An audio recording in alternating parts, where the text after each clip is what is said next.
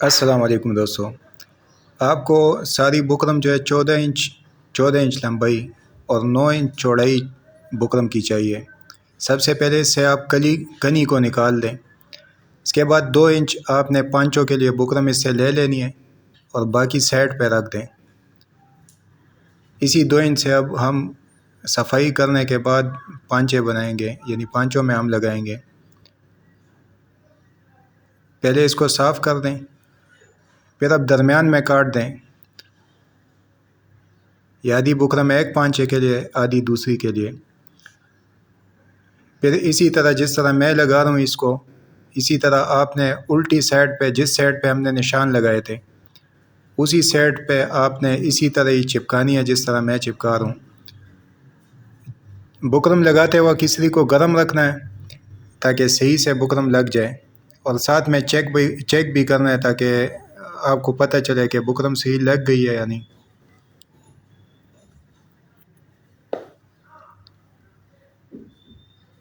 दोनों पांचों पे बुकरम को इसी तरह ही चिपका दें।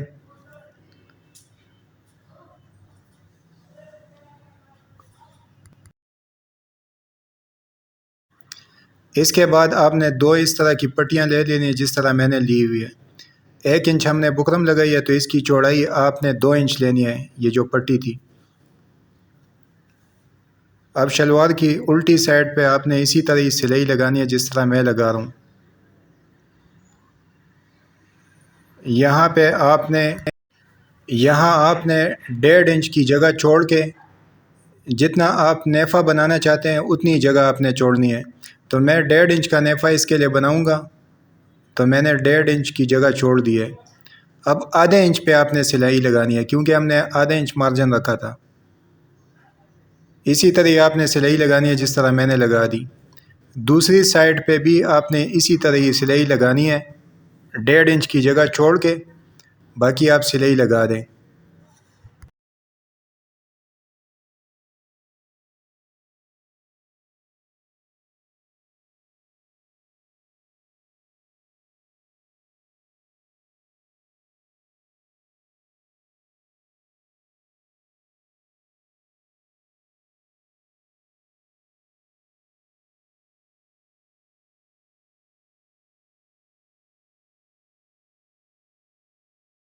अब यहाँ नेफ़े के लिए इसी तरह ही कपड़े को फ़ोल्ड कर देना जिस तरह मैं फ़ोल्ड करके सिलाई लगा रहा हूँ, इसी तरह ही आपने लगानी है।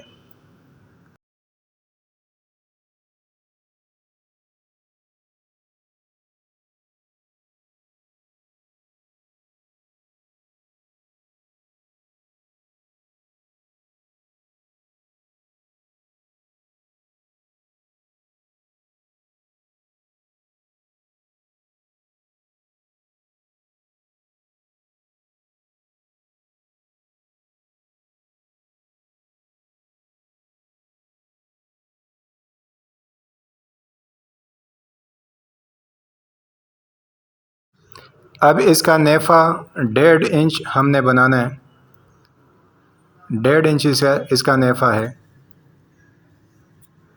तो आप इंच टेप से नाप के, या इसके लिए एक पतरंग काट दें आप बुकरम से या किसी कागज़ से। ये देखें जिस तरह मैं काट रहा हूँ, इसी तरह एक पतरंग काट दें तो इससे आपको फिर आसानी होगी। और साथ साथ नेफ़े को आप नाप लिया करें। ये देखें जिस तरह मैंने नाप लिया है।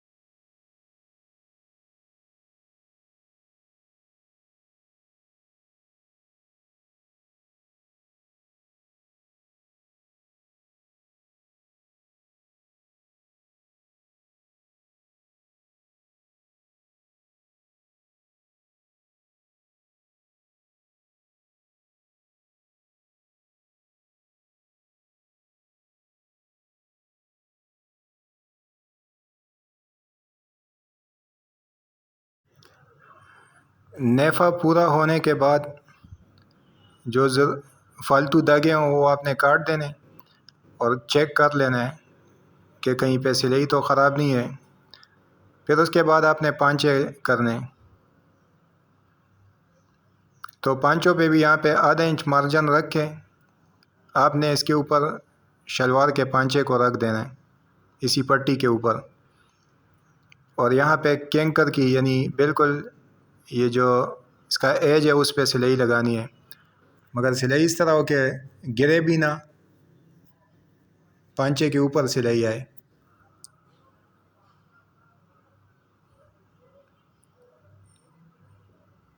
दूसरी सिलाई भी आपने इसके साथ पैर वाली सिलाई लगा देनी है।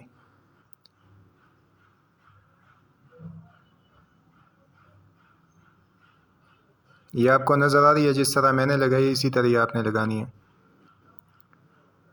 अब यहाँ पे ये कपड़ा फोल्ड करके एक सिलाई और लगानी है, मगर सिलाई इस तरह लगानी है कि उसमें ये फोल्डिंग कपड़ा जो है वो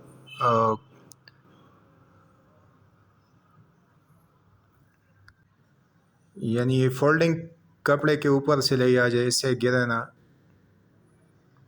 ये देख लें जिस तरह मैंने इसके ऊपर ही लगाई है सिलाई।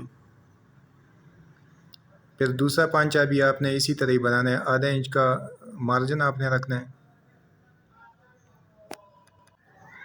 बाकी उसी तरह की आपने 3 सिलाइयाँ लगा देनी है जिस तरह मैंने लगाई थी।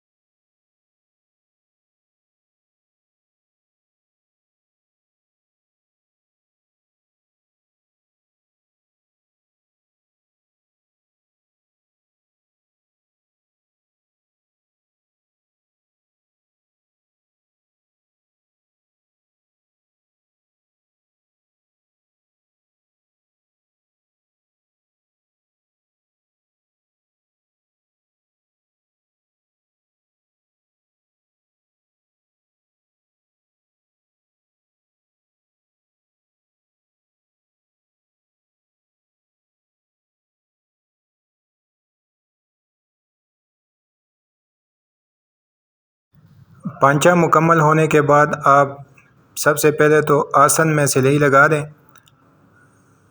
ताकि आपको शलवार बंद करने में आसानी हो। इसे नाली की सिलाई कहते हैं।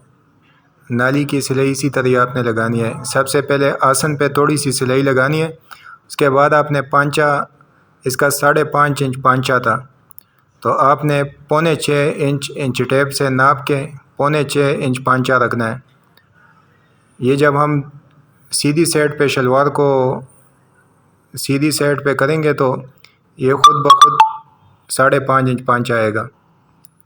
और सिलाई आपने इसी तरह क्रॉस पे लगानी है, सीधी सिलाई नहीं लगानी, मामूली सा क्रॉस पे, यानी जितना मार्जिन ऊपर आपने घेरा है इतना ही मार्जिन आगे भी आप इसी तरह घेरते जाएं।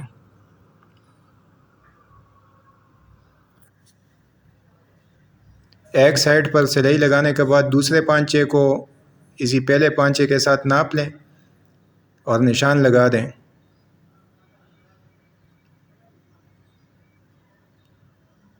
और ठीक उसी तरह जिस तरह पहली सिलाई लगाई थी उसी तरह आप यहाँ पे भी सिलाई लगा दें।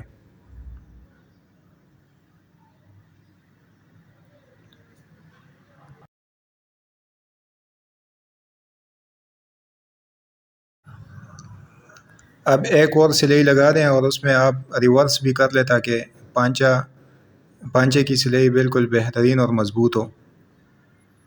ये जनाब शलवार बन गई है। जो मार्जिन फालतू हो या ज़्यादा हो वो आप काट दें।